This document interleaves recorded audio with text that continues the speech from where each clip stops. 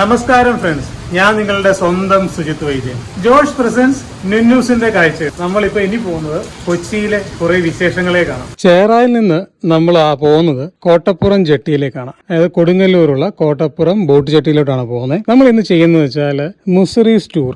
എന്താണ് മുസിറീസ്? കൊടുങ്ങല്ലൂരിനെ BC-യിൽ, അതായത് BC 3-ാം നൂറ്റാണ്ടിൽ അറിയപ്പെട്ടിരുന്നത് മുച്ചറി എന്നാണ്. അന്നത്തെ ഇവിടുത്തെ ഭരണഭാഷയും മറ്റ് ട്രേഡ് ഭാഷയൊക്കെ പറയുന്നത് തമിഴായിരുന്നു. ഗ്രീക്കുകാരാണ് മുസിറീസ് എന്ന പേര് ഉച്ചരിച്ചത്. അവർക്ക് മുച്ചറി എന്ന പേര് ഉച്ചരിക്കാൻ പറ്റാത്തത് കൊണ്ട് മുസിറീസ് എന്ന് വിളിക്കപ്പെടുകയാണ് ചെയ്തത്. മുസിറീസ് എന്ന് പറയുന്നത് അക്കാലത്തെ ഏറ്റവും വലിയ ഒരു തുറമുഖ പട്ടണമായിരുന്നു. നമ്മുടെ പഴയ കൊടുങ്ങല്ലൂർ. ചേരന്മാരുടെ സമയത്ത് മഹോദയപുരം എന്നുള്ള പേരുണ്ടായിരുന്നു. ഈ മുസിറീസിന്റെ പ്രതാപകാലം 3-ാം സെഞ്ചുറി BC മുതൽ 5-ാം സെഞ്ചുറി AD വരെയാണ് മുസിറീസിന്റെ ഒരു പ്രതാപകാലം എന്ന് പറഞ്ഞാൽ. മുസിറീസ് നശിച്ചു പോയത് 14-ാം സെഞ്ചുറിയിലാണ്. 14-ാം സെഞ്ചുറിയിൽ, അതായത് കറക്റ്റ് പറഞ്ഞാൽ 1341 ഫ്ലഡില്, അതിശക്തമായ ഫ്ലഡിലാണ് ഈ കൊടുങ്ങല്ലൂർ, അതായത് നമ്മുടെ മുസിറീസ് പട്ടണം ഒലിച്ചു പോവുകയും ആ ഒലിച്ചു പോയി അറബിക്കടലിൽ അടിഞ്ഞതാണ് ഇപ്പൊ നമ്മൾ കാണുന്ന വൈപ്പിന്. മുസിറീസിന്റെ പ്രതാപകാലത്ത് ഇവിടെ ട്രേഡ് ചെയ്തുകൊണ്ടിരുന്നത് ഗ്രീക്കുകാര്, റോമക്കാര്, ചൈനീസ്, ജൂസ്, അറബുകള്, ഇവരൊക്കെയായിരുന്നു. പ്രധാനമായും ഇവിടെ നിന്ന് കയറ്റി അയച്ചുകൊണ്ടിരുന്നത് ആനക്കൊമ്പ്, അതേപോലെ നമ്മുടെ കുരുമുളക്, ബ്ലാക്ക് പെപ്പർ, പെരിയാറിൽ നിന്ന് കിട്ടുന്ന പേള്, അതിനെ ഇവിടുന്ന് കയറ്റി അയക്കുകയായിരുന്നു. ഇറക്കുമതി ചെയ്തുകൊണ്ടിരുന്നത് ക്ലോത്തുകൾ, പലതരത്തിലുള്ള ക്ലോത്തുകൾ, വൈൻ ഗ്ലാസ്, അതേപോലെ കോയിൻസ്, ഇതൊക്കെയാണ് ഇറക്കുമതി ചെയ്തുകൊണ്ടിരുന്നത്. 2006 മുസിറീസ് പ്രോജക്റ്റ് തുടങ്ങാനായിട്ട് കേരള ഗവൺമെന്റ് ഇനിഷ്യേറ്റീവില് മുസിറീസ് പ്രോജക്റ്റ് എന്നൊരു ഡിപ്പാർട്ട്മെന്റ് ഉണ്ടാക്കി.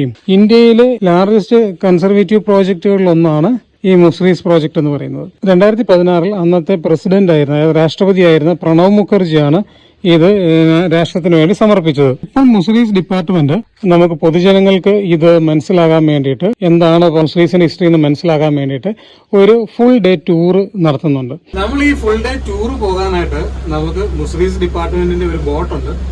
ഈ ബോട്ട് എന്ന് പറഞ്ഞു കഴിഞ്ഞാൽ ഫുള്ളി കവേർഡ് ആണ്. മഴയത്തും വെയിലത്തും ഒക്കെ പോകാൻ പറ്റും. എയർ കണ്ടീഷൻഡ് ആണ്. രാവിലെ 9:30 മുതൽ വൈകിട്ട് 5 മണി വരെയാണ് ടൂറിന്റെ ടൈം. അത് ഞങ്ങൾക്ക് 5 പേർക്ക് പോകാം, അതുപോലെ 30 പേർക്ക് വരെ പോകാൻ പറ്റുന്ന പല രീതിയിലാണ്. ഞാൻ ഡിസ്ക്രിപ്ഷനിൽ അതിന്റെ പ്രൈസും കാര്യങ്ങളും കൊടുത്തേക്കാം. ഇത് പറവൂർ മുതൽ മതിലകം വരെയുള്ള പ്രദേശങ്ങളാണ് ഇതിനകത്തിൽ കവർ ചെയ്യുന്നത്. ഇതിൽ 6ഓളം മ്യൂസിയങ്ങൾ അടങ്ങിയിട്ടുണ്ട്. ഇത് നമുക്ക് പുറകെ ഓരോന്നോരോന്നായി കാണാം. നമ്മളിപ്പോൾ പൊയ്ക്കൊണ്ടിരിക്കുന്നത് നാഷണൽ വാട്ടർവേ 3-ലൂടെയാണ് നമ്മളിപ്പോൾ പൊയ്ക്കൊണ്ടിരിക്കുന്നത്. ഇതിൽ ലഞ്ച് ഉണ്ട്. നമ്മൾ വരുമ്പം വെൽക്കം ഡ്രിങ്ക് ഉണ്ട്, ലഞ്ച് ഉണ്ട്, ഈവനിങ് ടീ സ്നാക്സ് ഉണ്ട്.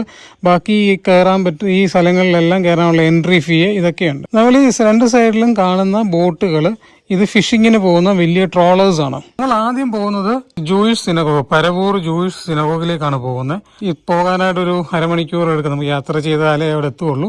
നമുക്കൊരു കാര്യം ചെയ്യാം. ആ സമയത്തേക്ക് എന്റെ ഒരു ഫ്രണ്ട്, അതായത് നമ്മുടെ ഈ മട്ടാഞ്ചേരിയിൽ ജനിച്ചു വളർന്ന ഒരു ജൂ ഇപ്പൊ ഇസ്രായേലുണ്ട്. നമുക്ക് പുള്ളിയായിട്ടുള്ള ഒരു കോൺവെർസേഷൻ ഒന്ന് കണ്ടിട്ട് വന്നാലോ? നമസ്കാരം സാർ, ഞാൻ മലയാളത്തിൽ സംസാരിക്കുകയാണ്. എന്റെ ഓഡിയൻസ് മലയാളം ആയതുകൊണ്ടും കൂടുതലും മലയാളം പ്രേക്ഷകരാണ്. അതോടൊപ്പം തന്നെ സാറിന്റെ മലയാളം എന്താണ് ഒന്ന് റീവൈൻഡ് ചെയ്യാനായിട്ടുള്ള സമയം കൂടാണ്. ഓക്കെ, ഞാൻ മലയാളത്തിൽ കേട്ടോണ്ട് ഇംഗ്ലീഷില് ഉത്തരം പറയാം. ഞാൻ കണ്ടുകൊണ്ടിരിക്കുന്നത് എല്ലാവർക്കും മനസ്സിലാവാൻ വേണ്ടിട്ട് ഞാൻ പറയാണ്. ഇത് എന്റെ ഫ്രണ്ട് ഇസ്രയേലിൽ നിന്നാണ് സംസാരിക്കുന്നത്. പേര് ഹൂർ ജാഫർ. പക്ഷെ എനിക്ക് ഏറ്റവും ഇഷ്ടപ്പെട്ട് പറയാനായിട്ട് ആഗ്രഹിക്കുന്നത് മലയാളിയായ യഹൂദൻ എന്നാണ് എനിക്ക് പറയാൻ ഇഷ്ടപ്പെടുന്നത്. നമ്മുടെ കൊച്ചിയിൽ, നമ്മുടെ മട്ടാഞ്ചേരിയിൽ ജനിച്ച് പഠിച്ച് ഇവിടുന്ന് പോയി ഇസ്രായേലി സിറ്റിസൺ ആയി, ഇല്ല സാറേ? അതെ, 72 ഇസ്രായേലിലേക്ക് വന്ന് ഇവിടെ വന്ന് കോളേജ് പഠിച്ച്. സാറിന്റെ കുട്ടിക്കാലം ഒന്ന് ഓർക്കാവോ? കൊച്ചിയിലെ ലൈഫ് ഒന്ന് ഓർത്തെടുക്കാവോ? ലൈഫ് ഓർക്കാമോ? ഞാൻ മട്ടാഞ്ചേരിയിൽ താമസിച്ചത് 11 കൊല്ലം. ഞാൻ 51 ജനിച്ചിട്ട് 66 വരെ മട്ടാഞ്ചേരിയിലാണ് താമസിച്ചിരുന്നത്. It changed. It became a commercial center. അവിടെ ലോറിയും വണ്ടിയും അതും ഇതൊക്കെ ആയിരുന്നു റോട്ടില്. You couldn't live there. other than inside the Jew town, I mean the Jew street, where both sides people were living, you couldn't live anywhere there because it was like always carts and lorries and stuff like that. അങ്ങനെ fort കൊച്ചിയിൽ ഞങ്ങൾ പഠിച്ചുകൊണ്ടിരുന്നതും എന്റെ സിസ്റ്ററും ബ്രദറും പഠിച്ചുകൊണ്ടിരുന്ന വെച്ചത് fort Kochi തന്നെയായിരുന്നു. Saint John's കോയിലും saint മേരീസിലും ആയിരുന്നു. അത് കാരണം ഫോർട്ട് കൊച്ചിയിലേക്ക് മാറി. ഫോർട്ട് കൊച്ചിയിൽ വളർന്നു. ഹൈസ്കൂള് കഴിഞ്ഞ് കോളേജില് സെന്റ് ആൽബർട്ട് കോളേജിൽ അറ്റൻഡ് തുടങ്ങി. അപ്പോഴാണ് ഈ 1972 മ്യൂണിക്കില് സ്പോർട്സ്മെൻ മർഡർ ചെയ്തത്, ബ്ലാക്ക് സെപ്റ്റംബർ ഗാങ്. അപ്പോ ഈ ഇസ്രായേലിന്റെ റിയാക്ഷൻ കണ്ടത് മിനിസ്റ്റർ ഓഫ് ഡിഫൻസ് ജർമ്മനിയില് ഹെലികോപ്റ്ററില് ഒളിമ്പിക് ഗ്രൗണ്ടിൽ വന്നിറങ്ങണത് പത്രത്തിൽ കണ്ടു. അപ്പൊ എന്റെ ആലോചിക്കല് 11 പേര് മരിച്ചുപോയി.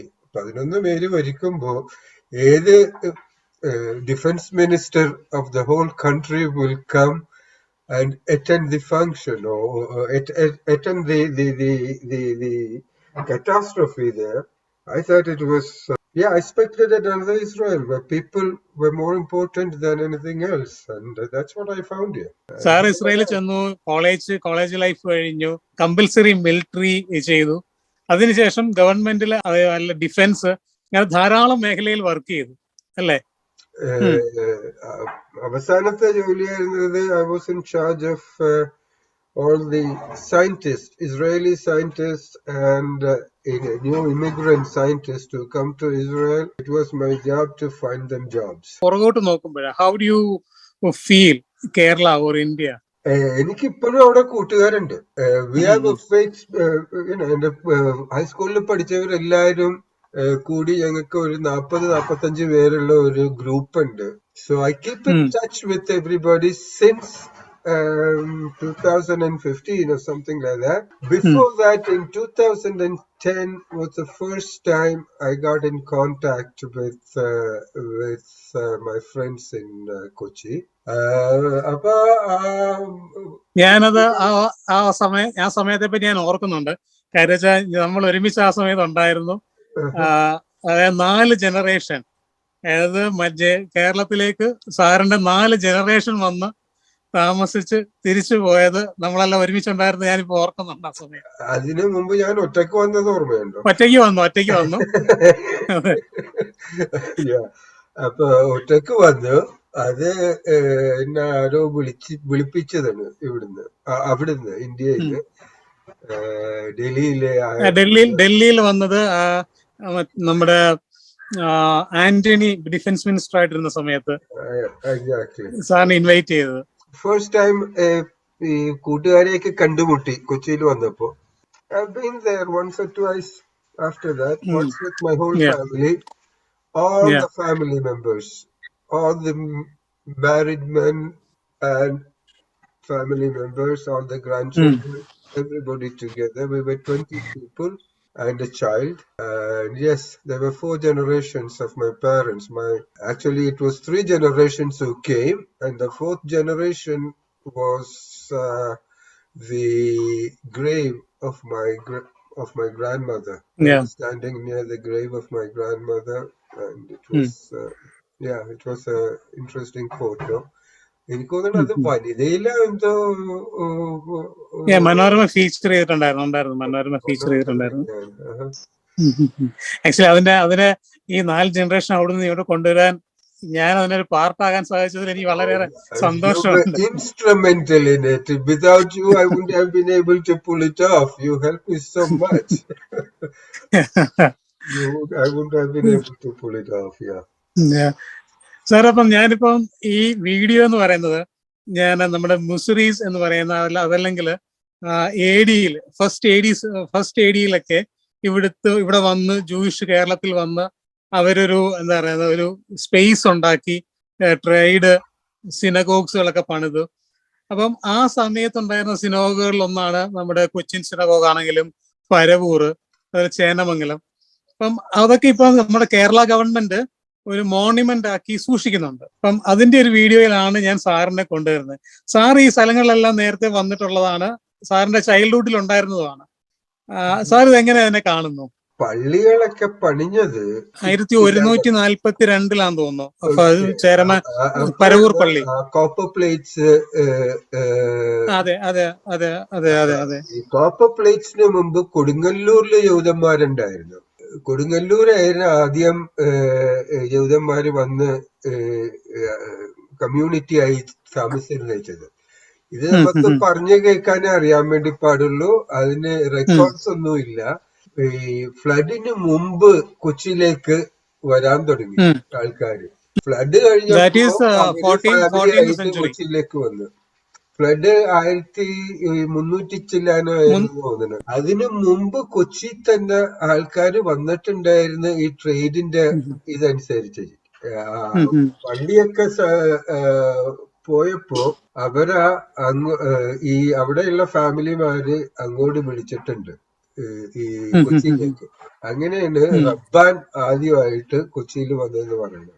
കൊച്ചിയിലെ കൊച്ചി ഏരിയയിൽ കേരളത്തിലെ ജൂതന്മാരുള്ളത് എന്നുള്ള റെക്കോർഡ് ആദ്യമായിട്ടുള്ളത് 1100 ചില്ലാനത്തില് ഒരു ജൂയിഷ് ട്രാവലർ ഇന്ത്യയിൽ വന്നിട്ട് അങ്ങേരുടെ ബുക്കിൽ ഒരു സെന്റൻസ് എഴുതിയിട്ടത് എനിക്ക് വളരെ it made A good impression on me. He wrote, and I'm paraphrasing it. It is not exact quote, but I'm paraphrasing what he wrote in Hebrew into English. Okay, so don't catch me on the exact wordings. He said something like, "I am sitting here with Jews as dark as their neighbors and as kosher as I am." Kosher means the religious Jews. They keep the religion. And that is the traveler was called Benjamin of Metudela. Benjamin Metudela is from Toledo, from Spain. He was a Jewish traveler, and he's traveled all over the world and visited Jewish communities. And that is the first, how would you say, international record that we have of Jews living in the Malabar area. And that is from 11,000 and something. That is the 12th century. And then we have records of land being granted to the Jews by the king of Kochi. Now, it could be that the land was given in Kochi after the flood, or it could be it was given before the flood. We don't know that. We have no written anything about it. No record about that. No records of anything except the copper plates, which says except the copper plate. We don't know when it was given. We know that it was in, there were two types of Jews there. The Pardeshi Jews are the ones who came later to Kochi, and that's why they are called Paradeshi, because in Malayalam we know what Paradeshi means. The local Jews were called the local Jews, the locals. How would you call the proofs of it was my great-grandfather was married to somebody from Jerusalem. That happened at the beginning of the 19th century, or end of 18th century, beginning of 19th century. I'm not sure of it was like 100 years ago, more than 100 years ago. He came to Jerusalem to ask the chief rabbi his permission to take a second wife without divorcing his first wife. According to Jewish laws, you are allowed to have more than one wife. Anyway, but he wanted to get the rabbi's blessing because she could not give him any children, so he wanted to marry somebody to have children. The chief rabbi gave him permission. Not only that, he also married him off to somebody from Jerusalem. And we still have the invitation that they sent, and the chief rabbi is the one who married them. That is also an honor, because chief rabbis don't marry everybody. Chief Rabbi marries only prominent people. So when he came here to Jerusalem and got permission to marry, he was married after one of the Jewish girls in Jerusalem, and they went back to India. My grandmother was born. She was the only child of that marriage. My grandmother was born. My grandmother married and my mother was born. She was also an only child. And then we were born. We are 4 kids from my Yeah. mother. Okay, sir. Sir, my next question is, now in Israel, uh, how many people will speak Malayalam? And do you have any Malayali community there? And how is the Malayalam progressing there? Okay, Malayalam is a dead language here in Israel. Only the generation that made the Aliyah know the language. My wife, for example, was born here, and she knew a few words of Malayalam until my parents came, and then she started talking to them because they didn't know Hebrew.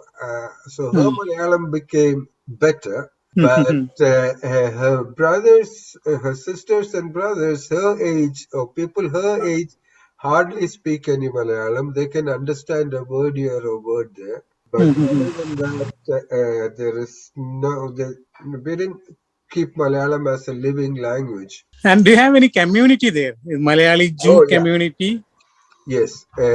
Most of the Malayalis who came here were settled in villages. So about 80 families to 100 families, villages like that. We call them Moshavim. It is a cooperative village, and Like kibbutz?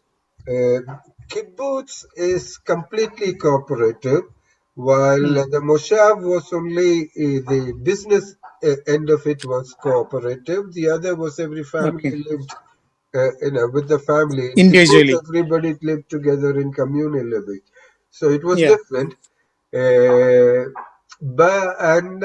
That's where most of the people are successful. I mean, the second generation of the immigrants, like people my age, are pretty successful, and the generation after us is very successful. The Malayalis were treated well because they served in fighting units in the army, and that gave them a name of people who want to serve and contribute to the community. So in the army, we have a good name. Like people, if they know that he's a Cochini, oh, you can be a good soldier. So they're actually diverted to the better units of the army. And the Cochini community is very successful here in that sense. They were integrated very well with no difficulties. There were no strikes and asking for equal rights and stuff like that you see among other immigrants. Even immigrants from North Africa and Ethiopia and all that, there is always conflict with the authorities on having equal rights. But with the Jews of Cochin, all these things never happened. They integrated, they found their place early in the 50s and 60s, and became part of Israel. So that is why they lost the language also, in a sense. The Bnei Okay. Israel community from the Bombay area that migrated to Israel, there were larger communities, so they kept speaking Marathi among themselves, and they still speak Marathi, most of them. Malayalis, only the people who actually emigrated From Kerala. from Kerala still speak Malayalam. Those who Yeah, were born here, like your mother and my the same mother, age people. even my wife's older brothers, they were born in India, so they still remember. I mean, they spoke Malayalam for 4 years, for a few years, so they still remember Malayalam to speak it properly. But nobody spoke Malayalam at home with the new kids who were born. They were spoken to in Malayalam, but the kids never replied in Malayalam, so the language did not develop. They can understand stuff. But they reply on Hebrew only. They will reply only in Hebrew because they can't form a sentence in Malayalam properly. They know words, so they understand, but they have no grammar. സാറിന് ഇപ്പൊ കണ്ടുകൊണ്ടിരിക്കുന്ന പ്രേക്ഷകരോട് അല്ലെങ്കിൽ നമ്മുടെ വ്യൂവേഴ്സിനോട് എന്താണ് പറയാനുള്ളത് as A Malayali ജൂ? I'm proud to be a Malayali Jew because Malayali Jews are very well regarded here in Israel. So, അതേപോലെ സാറേ ഒരു കാര്യം ചോദിക്കാനുള്ളത്, ഇപ്പോഴും മനോരമ വായിക്കുന്നുണ്ടോ? My mom and മമ്മി ഈ മനോരമ ഇതുവരെ ഇപ്പോഴും കിട്ടും. എല്ലാ കൊല്ലവും ഞാൻ അത് റിന്യൂ ചെയ്യുന്നുണ്ടല്ലേ? കാര്യം വെച്ചാല് ഈ ഓൺലൈൻ വരുന്നതിന് മുമ്പ് വരെ ഞാൻ എല്ലാ വർഷവും ഇവിടെ മനോരമയുടെ ഓഫീസിൽ പോയി റിന്യൂ ചെയ്യായിരുന്നു. ഇപ്പൊ ഓൺലൈൻ ആയതുകൊണ്ട് റിന്യൂ ചെയ്യേണ്ട ആവശ്യമില്ലല്ലോ അല്ലേ? ഓട്ടോമാറ്റിക്കലി റിന്യൂ ആവും. പക്ഷേ ഓട്ടോമാറ്റിക് റിന്യൂവൽ ആവും. അതെ അതെ. അതായിരുന്നു ഇത്രയും സമയം ചെലവഴിച്ചത്. അതേപോലെ എന്റെ എല്ലാ അന്വേഷണങ്ങളും അമ്മയോടും അനിയനോടും സിസ്റ്ററിനോടും എന്റെ വലിയൊരു ഫാമിലി ഉണ്ട്. സിസ്റ്ററിന്റെ മക്കള്, അവരുടെ കൊച്ചുമക്കളുടെ മകള്, ഇത് അങ്ങനെ ഒരു ഹ്യൂജ് എന്താ പറയുക വലിയൊരു ഫാമിലി. ഞാനത് മിസ് ചെയ്യുന്നുണ്ട്. ഇസ്രായേലിൽ വരുമ്പോഴൊക്കെ ഞാൻ അവിടെ വന്ന് താമസിക്കുന്നതും നമ്മൾ ഒരുമിച്ച് പുറത്തു പോയതൊക്കെ ഞാൻ ഇപ്പോഴും മിസ് ചെയ്യുന്നു. അതൊരിക്കൽ കൂടെ എപ്പോഴെങ്കിലും നടക്കട്ടെ എന്ന് നമുക്ക് എന്തായിരുന്നു വിഷ് ചെയ്യാം. Come to Israel, and if not, when I come, I'll definitely see you in India. അതേപോലെ അതിനാണ് ഞാനും പറയാൻ വന്നത്. ഒരിക്കൽ കൂടെ കേരളത്തിൽ കോവിഡൊക്കെ മാറി നമുക്ക് ഈ സ്ഥലങ്ങൾ വീണ്ടും ഒന്ന് കൊച്ചിയിലൂടെയും ഫ്രണ്ട്സിന്റെ കൂടെയും ഒക്കെ നടക്കാം. അപ്പൊ anyway sir, thank you so much ഇത്ര നേരം സ്പെൻഡ് ചെയ്തതിന്. അപ്പം ഇതാണ് ഞാൻ പറഞ്ഞ എന്റെ ഏറ്റവും വലിയ സുഹൃത്ത് ഇസ്രായേലിലെ. മുസ്ലിംസ് ടൂർ സ്റ്റാർട്ട് ചെയ്യുന്നതിന് 2 പോയിന്റുകളാണുള്ളത്. ഒന്ന്, നമ്മളിപ്പോൾ കയറിയില്ലേ, അത് കോട്ടപ്പുറം, കൊടുങ്ങല്ലൂർ കോട്ടപ്പുറം, തൃശ്ശൂർ ജില്ലയാണ്. നമ്മളിപ്പോൾ വന്ന് ഇറങ്ങിയേക്കുന്നത് ഇതെന്ന് പറയുന്നത് പറവൂറാണ്. ഈ 2 പോയിന്റിൽ നിന്നാണ് മുസ്ലിംസ് ടൂർ സ്റ്റാർട്ട് ചെയ്യുന്നത്. രാവിലെ 9:30 തുടങ്ങുന്നത്, തീരുന്നത് വൈകിട്ട് 5 മണിക്ക്. അതിനിടയ്ക്കുള്ള വിശേഷങ്ങളും കാര്യങ്ങളൊക്കെ നമുക്ക് പറഞ്ഞു പോവാം. എറണാകുളം ജില്ലക്കാർക്ക് ഏറ്റവും എളുപ്പം, മീൻസ് എറണാകുളത്ത് വരാൻ പറ്റുന്നവർക്ക് ഏറ്റവും എളുപ്പം എന്ന് പറയുന്നത് പറവൂർ നിന്ന് കയറുന്നതായിരിക്കും. നമ്മളിപ്പോൾ നിൽക്കുന്നത് പരവൂർ ജൂയിഷ് സിനഗോഗിലാണ്. കേരളത്തിലെ ഏറ്റവും വലുതും ഏറ്റവും നീളം കൂടിയതുമായ സിനഗോഗാണിത്. 1164 ഈ സിനഗോഗ് നിർമ്മിക്കപ്പെടുന്നത്. ഈ സിനഗോഗിന്റെ പ്രത്യേകത, ഏറ്റവും വലിയ പ്രത്യേകതയാണ് ഈ നീളത്തിലുള്ളത്. അതേപോലെ മുകളിൽ ഒരു തട്ടുണ്ട്, താഴെയുണ്ട്. മുകളിലത്തെ തട്ടിലാണ് സ്ത്രീകൾക്ക് പ്രാർത്ഥിക്കാനുള്ള സ്ഥലവും താഴെ പുരുഷന്മാർക്കുള്ള സ്ഥലവുമാണ് ഉള്ളത്. അതേപോലെ ഇവിടെ 2 ഫലകങ്ങൾ സൂക്ഷിക്കുന്നുണ്ട്. ഒന്ന് തരിശാപ്പള്ളി ശാസനത്തിൻ്റെയും അതേപോലെ ജൂയിഷ് ചെപ്പേഡിൻ്റെയും. ഇത് 2ന്റെ റിപ്ലിക്കയാണ്. ജൂയിഷ് ചെപ്പേഡിൽ അന്നത്തെ രാജാവായിരുന്ന, ചേര രാജാവായിരുന്ന ഭാസ്കര രവിവർമ്മ ജൂയിഷ് റബ്ബാനായിട്ടുള്ള ജോസഫ് റബ്ബാന് കൊടുത്ത അധികാരമാണ്. എന്തൊക്കെ ചെയ്യാം, എന്തൊക്കെ നിങ്ങൾക്ക് അഡീഷണൽ പവറുകൾ എന്തൊക്കെയാണുള്ളതെന്നും. തരിശാപ്പള്ളി ശാസനം എന്ന് പറയുന്നത് ജൂയിഷുകാരിവിടെ അതായത് ജീവിച്ചിരുന്നു എന്ന് കാണിക്കുന്ന ഒരു രേഖ കൂടിയാണ്. 20-ാം നൂറ്റാണ്ടിൽ കേരളത്തിന്റെ സാമൂഹ്യ സാംസ്കാരിക ജീവിതത്തിന്റെ മുഖച്ഛായ മാറ്റിയ പ്രതിഭകൾ ഒരാളായിരുന്നു സഹോദരൻ അയ്യപ്പൻ. അദ്ദേഹം ജനിച്ചു വീണ വീട്ടിലേക്കാണ് നമ്മളിപ്പോൾ പോകുന്നത്. ഇന്നും അതേപോലെ ആ വീട് ഒരു കേടുപാടും പറ്റാതെ സൂക്ഷിച്ചു വെച്ചിരിക്കുകയാണ്. അദ്ദേഹം ജനിച്ച സ്ഥലവും അദ്ദേഹത്തിന്റെ വീട്ടിലേക്ക് കയറി ചെല്ലുന്ന ഹോളും അടുക്കളയും എന്തിനേറെ പറയുന്നു, ആ വീട് അതേപോലെ തന്നെ അവിടെ അതേപോലെ സംരക്ഷിച്ചു വെച്ചിരിക്കുകയാണ്. മതം വേണ്ട, ജാതി വേണ്ട, ദൈവം വേണ്ട, മനുഷ്യരെ തുല്യരായി മാത്രം കണ്ടാൽ മതിയെന്ന ആപ്തവാക്യം ഉറച്ചു പിടിച്ചുകൊണ്ടാണ് അദ്ദേഹം പല കാര്യങ്ങളിലും ഏർപ്പെട്ടിരുന്നത്.